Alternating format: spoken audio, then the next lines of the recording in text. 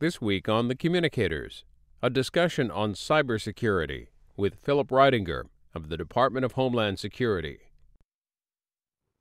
Philip Reitinger, what are your duties as Deputy Undersecretary of National Protection at the Department of Homeland Security? So my duties fall into sort of three categories.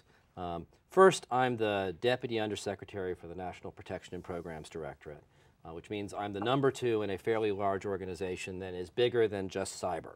So within NPPD, or the National Protection and Programs Directorate, is also infrastructure protection, which is all about protecting the country's infrastructure, physical infrastructure and otherwise. The Federal Protective Service, which is responsible for protecting government buildings, risk management and analysis component, and U.S. Visit, that is does the biometric entry-exit and other work for the U.S. government. So all of those pieces, along with cybersecurity and communications, which is the department's most significant cybersecurity component, are within NPPD, and I'm the number 2 in the organization that runs those. Second, I have been designated and brought in by the Secretary to serve as the department's lead for cyber. So I spend a chunk of my time dealing with greater cyber issues across the department and working specifically with cybersecurity communications and its leadership. Greg Schaefer, who's the Assistant Secretary for Cybersecurity Communications, and Mike Brown, Rear Admiral Mike Brown, who's the Deputy Assistant Secretary.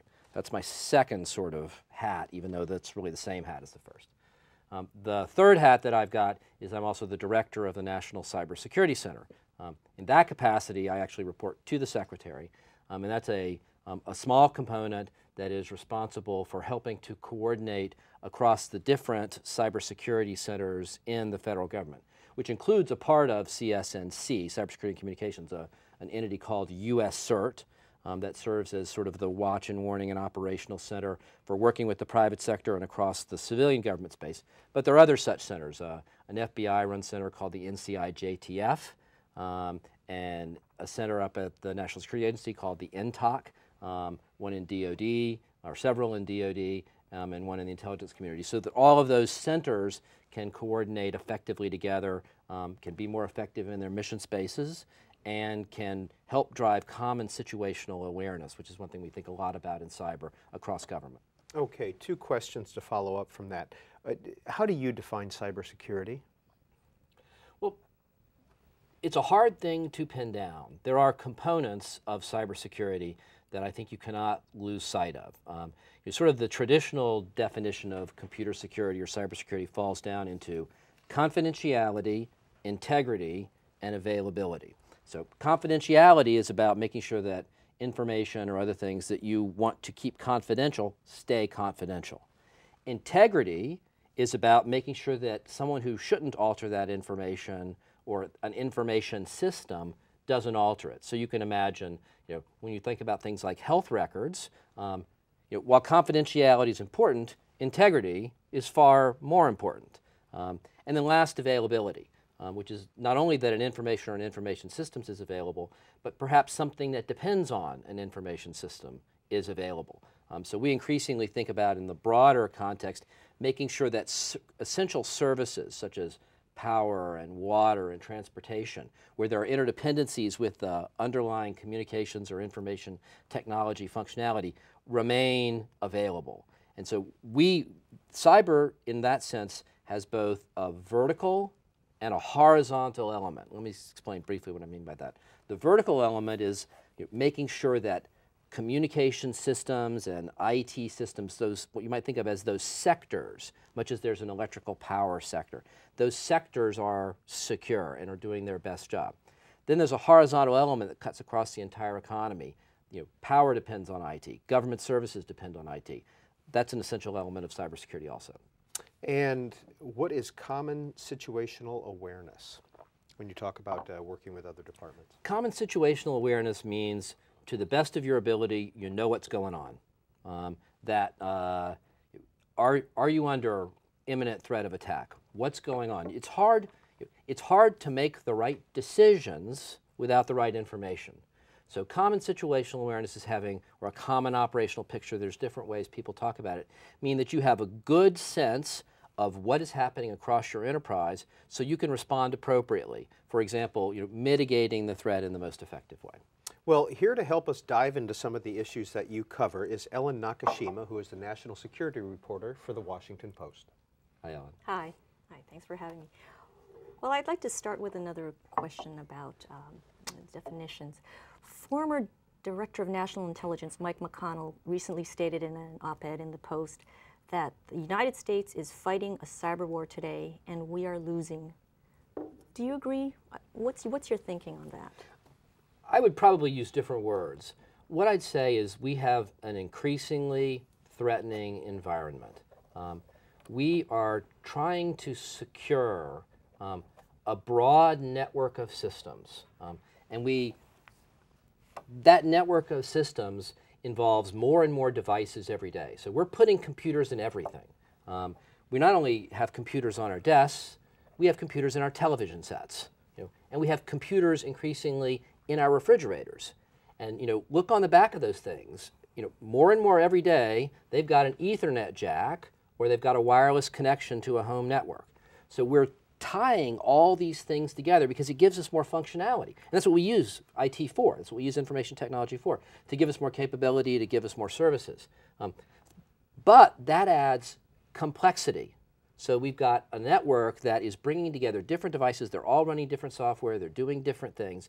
And ask anybody who's been in security for a long time, they'll tell you complexity is the enemy of security. The second thing is connectivity. As I said, all these things have jacks on the back. We're all connecting them effectively to the internet. We're tying all these things on this big global network that gives us a huge benefit. There's a network effect, people would say, and there's benefits to tying all these things together. But every window is a door, and they go both ways. So what we're doing is we're taking a complex network of devices, we're increasing what you might call the attack surface area. There are more ways to get in. And we're depending more on this network of devices every day. So through connectivity, complexity, and criticality, we've got an increasing risk profile. And the hackers, the bad guys, if I could use that technical term, are getting better and better. So we've got to continue to up our game to make sure that we're responding appropriately to the threat that we face. Okay. So the recent intrusions into Google's computer networks and those of some 30 other companies have really done probably more than anything to date to highlight the seriousness of this threat that you just outlined. And the White House has also said that it's pegged the dollar value of losses to American businesses annually at over $1 trillion in intellectual property. What is the Department of Homeland Security doing to help industry prevent such attacks and remediate the damage? So we work with industry and have worked with industry in multiple ways.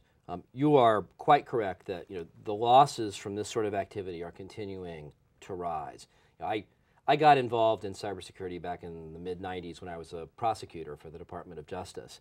Back then, hackers were starting to go more towards money, but still sort of the scrawling on the web page, what Howard Schmidt, the current cybersecurity coordinator, calls weapons of mass disruption, were the modus operandi. People did things for reputation. So they wanted to write a worm that would bring down a bunch of systems. And that's not really where things are now. People are after information. They're after information of value or actual monetary value. So bad hackers or crackers are in it for the cash. What are we doing? If industry has a specific compromise, we are available and have on multiple occasions provided assistance. We have multiple programs for working with industry. We share information with industry, both receiving and providing information, and work through all of the different sectors through their sector coordinating councils.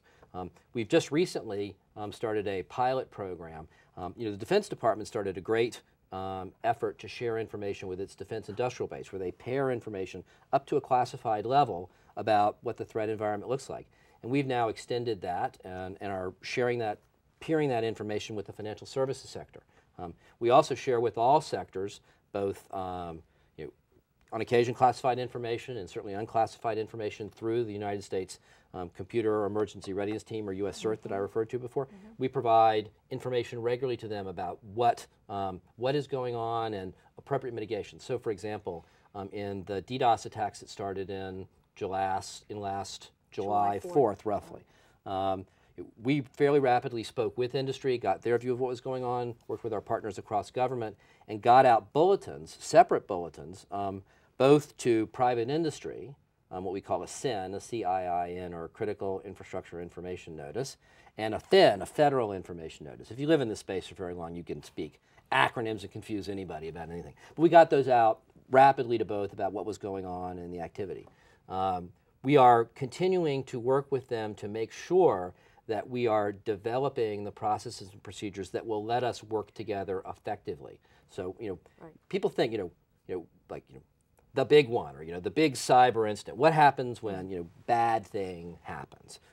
Are we prepared for bad thing? And we are where we are, and we have a long way to go. And there is a long way to go, but we are very focused on continuing to improve, both where we are in the short and the long term.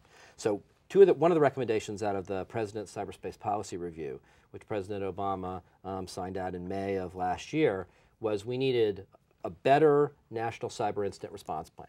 So subsequently, that was launched by the administration, and DHS has been leading that effort with around 150 different partners from the private sector and the federal government.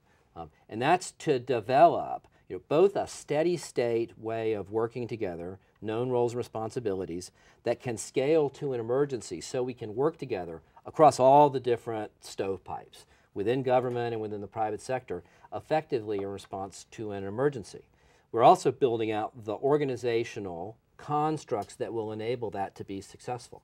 So, for example, during Cybersecurity Awareness Month in October of last year, the Secretary came by with a number of members of Congress and other people to open what we call the NCEC, the National Cybersecurity and Communications Integration Center, which is our joint watch floor over at one of the offices of Cybersecurity and Communications that integrated, because a lot of this is dealing with the changing environment. Historically, we had separate entities and watch centers that dealt with IT and communications, right? Which at the boundaries are very distinct. So people think about your computer is really different than your phone line. But they kind of merge together in the center because they're all about passing information. And those sectors are increasingly growing together. And as phones migrate to things like voice over internet protocol, it's effectively you're making phone calls over the same channels that carry the internet. The threats are going to migrate from one to the other, and they'll be joint in a sense. So we've co-located those two watch centers. We have always had private sector representatives involved in the Communications Watch Center, and we're going to increasingly ramp up both the virtual and the physical presence of the private sector in that joint capability. So we've got not only the plan for how we're going to work together, a very actionable plan, but the right organizational mechanisms that will let us do that. Well, tell us a little bit more about that actionable plan. What does it look like? How does it work? I mean, if a cyber incident of significance happened today, how would you know, and what's the first thing you would do? Well, it would be very fact dependent, right? Cyber incidents can come up in multiple ways. The roles and responsibilities, I think, are pretty well defined in the core mission areas. Who is responsible in the United States? The president is. Go ahead. Let me pose a scenario for you. Okay, so we are in July in the midst of a heat wave, and half the East Coast is in darkness from New England down to Washington, D.C. because of some hackers from overseas. It's not clear exactly who they are. Hacked into the power grid using computers in the United States, and at the same time this power outage has overloaded hospital emergency rooms because elderly and ill are piling in. Traffic signals are bollocksed up. Who's in control here? What's DHS's role in this? What would the military or Pentagon's role be, and what would the White House's role be? Sure. So who's in charge of the U.S. government? That's the president. So the president is ultimately responsible and would coordinate the cross-government response, for example, through the national security staff. And on the national security staff, Howard Schmidt, the cybersecurity coordinator, is the lead. For the response to domestic incidents, the Secretary of Homeland Security is in charge and would execute her will through things like cybersecurity and communications. So under HSPD 5 and HSPD 7, sorry, I'm throwing jargon out, Homeland Security Presidential Directive 5 and Homeland Security Presidential Directive 7 one of which deals with incident management, the other of which deals with critical infrastructure. Those responsibilities are given to her. So she would be driving the response, the domestic response to the incident. In a thing like the power grid, obviously other key agencies like the Department of Energy are going to be involved, and on hospitals, health and human services. So we'll have a cross-government response plan process that will work under existing authorities, like there is a cyber incident annex to the national response framework. So there are existing policies and plans for working through these, which we are enhancing in the National Cyber Incident Response Plan process. Let me just answer the rest of the question, and then you also ask about DoD. So DoD is responsible for defending its own networks and for things like military activity. Those lie within its sphere of control. Between those two entities, we collaborate on a very strong level. We work together regularly. We have several people on staff that are detailed from the Department of Defense, so we've built that partnership out, and they have a considerable technical capability on which we can rely also. So that partnership exists and would be exercised appropriately. Would you all be in the White House Situation Room, monitoring what's going on with the electric power grid and the hospitals and the transportation system in a crisis like this? I mean, Well, I can guarantee you that if there were a significant cyber incident that were affecting power and health IT, there would be meetings in the White House Situation Room. There would be a lot of coordination across government and that would be taking place, and decisions being made in that forum. There would also be operational activity that would be coordinated out of the Department of Homeland Security. This is C-SPAN's Communicators program. Our guest is Philip Reitinger of the Department of Homeland Security, where he serves as Deputy Undersecretary of National Protection. Ellen Nakashima reports on national security issues for the Washington Post. Mr. Reitinger, you talked about some of these threats, and Ellen gave an example of what could happen. Well, where do these threats come from? Threats and attacks. Threats, events, attacks, they come from everywhere. One of the key points about cyberspace is attribution is actually very difficult. Back when I was a prosecutor, that used to be sort of my business. It's less my business now. We're more about defense and not about attribution. But if you're trying to find the trail of breadcrumbs back to the ultimate source of attack can be very difficult. People are anonymous online. A hacker can go through multiple systems. So if he or she wants to break into a particular government computer, they're going to first break into a university computer, for example, and then go through perhaps a couple of private computers, and maybe even some individual's home computer before launching an attempt to intrude into and get access to that government computer. And they'll have the capability to go back because they have what we would call root control, total control over any of those systems, most likely, to erase any of the data on it. So following that trail back and finding out who's responsible can be very difficult, as shown by the continuing difficulty that law enforcement has in bringing cyber criminals to bear, despite significant efforts. And we've had a lot of successes, but it's very hard to catch and prosecute cyber criminals. Well, a lot of reporting suggests, and Ellen Nakashima has written about this, a lot of reporting suggests that a lot of these threats come from North Korea, China, and Russia, and from government entities in those countries. The threats cover the full spectrum, from nation states down to run-of-the-mill hackers. What I can say about this is they've gotten more significant over time. The quality of attack is going up, not only because the best are getting better, but because, at least in the middle, they're writing simple tools. That's one thing that's nice about IT, right? You don't have to be an expert editor to produce a high-quality photograph now. You can get plenty of software packages on multiple platforms that'll let you produce a really high-quality photograph. Well, actually, you can do the same thing for computer hacking.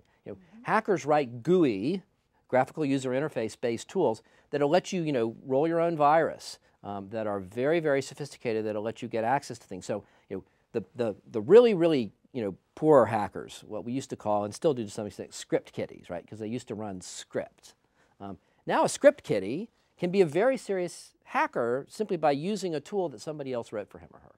And those are available online. In fact, Steve Chabinsky of the FBI testified last fall that the FBI was looking into terrorist groups like Al-Qaeda who were interested in obtaining these tools. How worried are you about that possibility and that threat now? How good have they gotten at hacking in? I'm very worried about the full spectrum. I mean, obviously, we have to be most concerned about people who want to get access to the most valuable information or might want to cause the highest degree of harm. And so we've got to pay a lot of attention to that. And how much of a threat is Al-Qaeda today in that sense? I think there are developing capabilities across the board. Certainly, the threat level, I think, of actors across the board is increasing. We just got to keep an eye on it. Mm-hmm. Okay. Mr. Reitinger, you talked a little bit about stovepipes. Has that decreased over the last couple of years? Is more information being shared, or is it, has DHS been integrated more into the whole system? The level of stovepipes are certainly decreasing. It remains true that information sharing is hard because there are risks anytime you share information, within government or between government and the private sector. So we've got to continue to do our best to remove barriers. So part of that is continuing to reduce the technical barriers, making sure that the only reasons we don't share information are based on policy as opposed to technology. So it can't just be, it's too hard for me to give you this data. It's, I either don't want to share it for a real reason or I can't share it for a legal reason. And we're moving forward. All of that is happening. I think that there is a high degree of willingness across government and a high and increasing degree of actual sharing across government to make sure people get the information they need. The transition from need to know to need to share is significantly underway. There's still a lot of barriers that we have to work through with the private sector.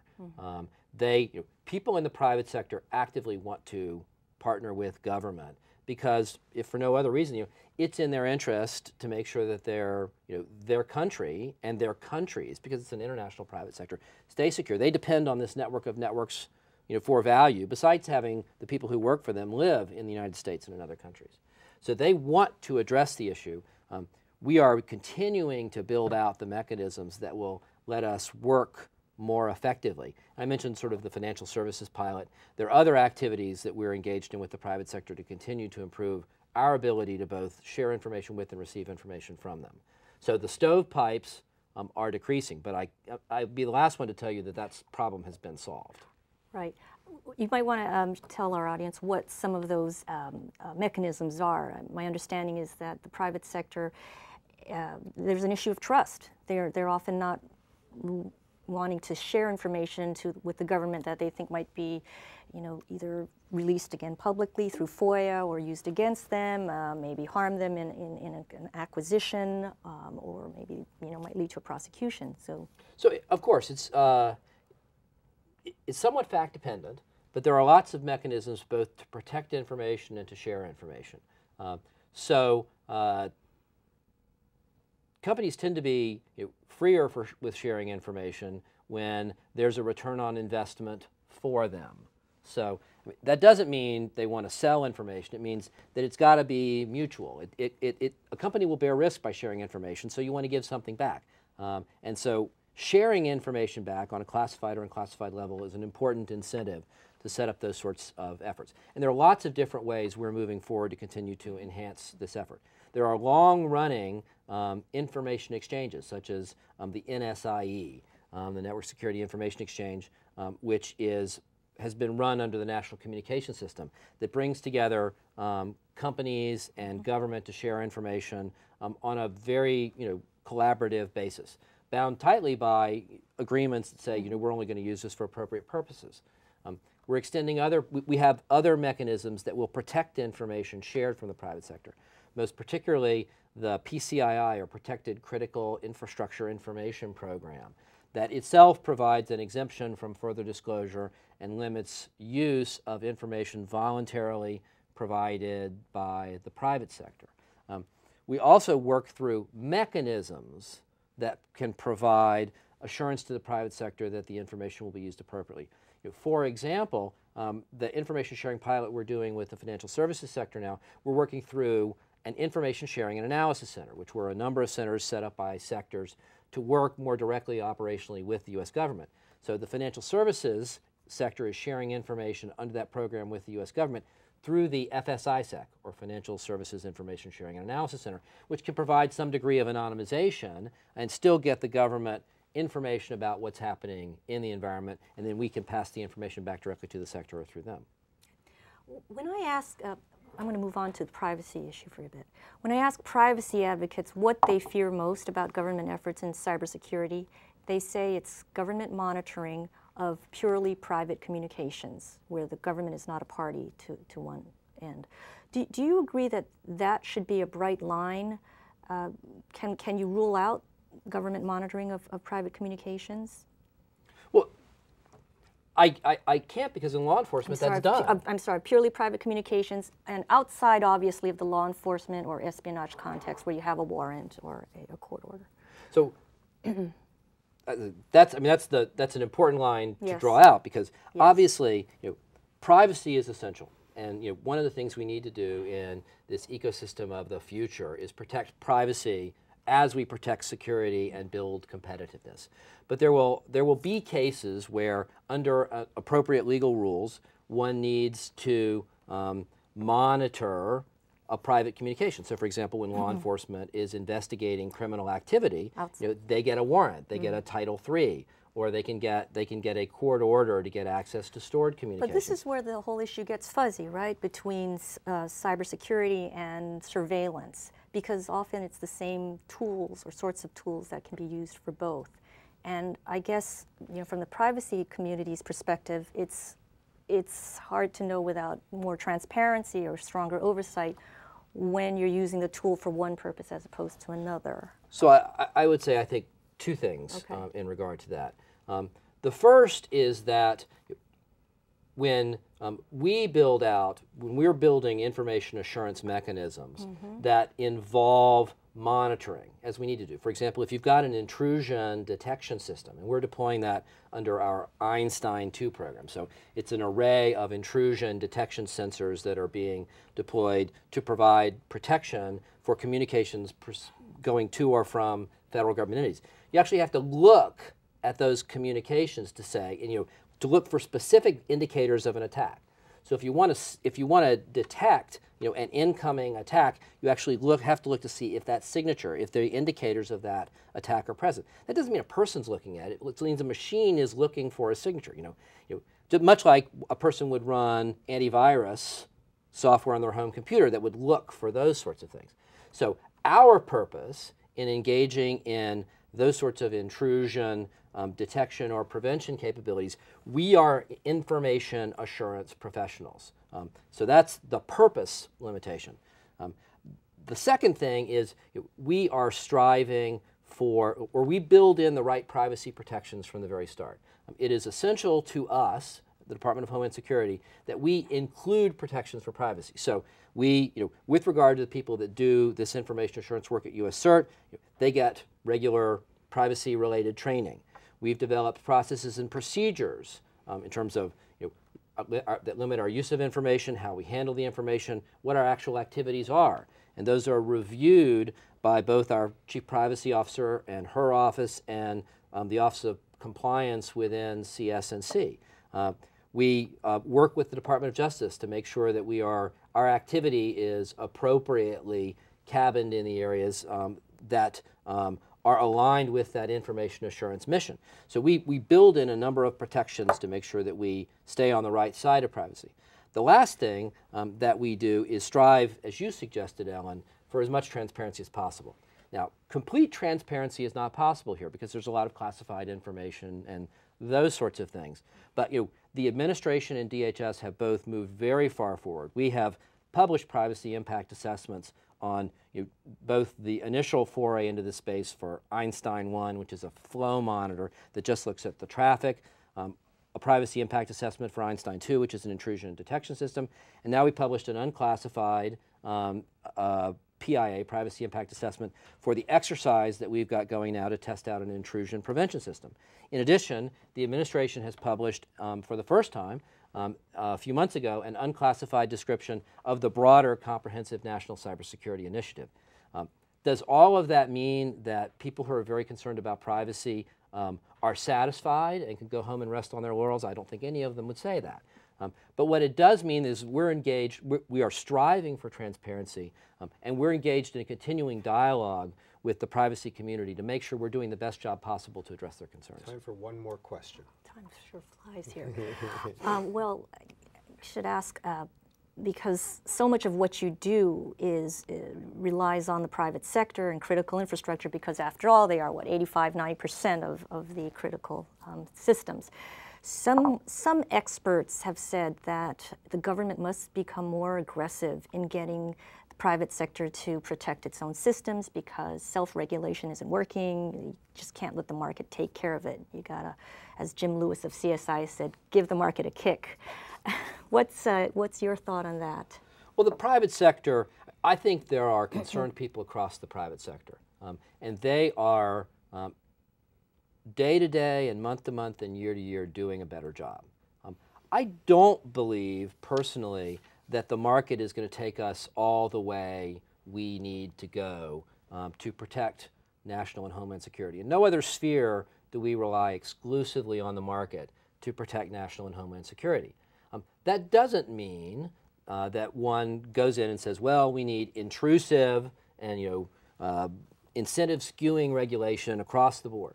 But what it does mean is that we need to have a national dialogue about what steps we need to take in order to make sure that those needs are met.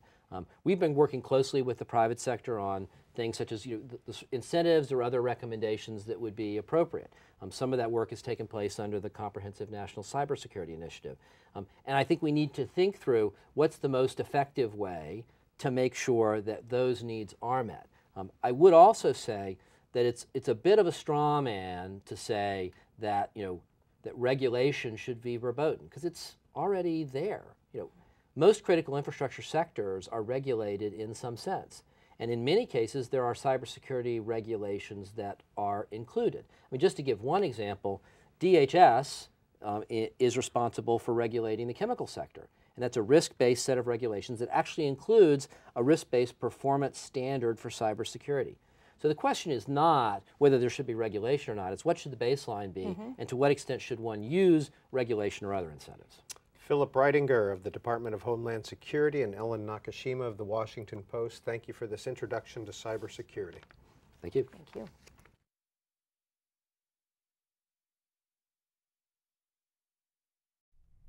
The Senate returns on Monday.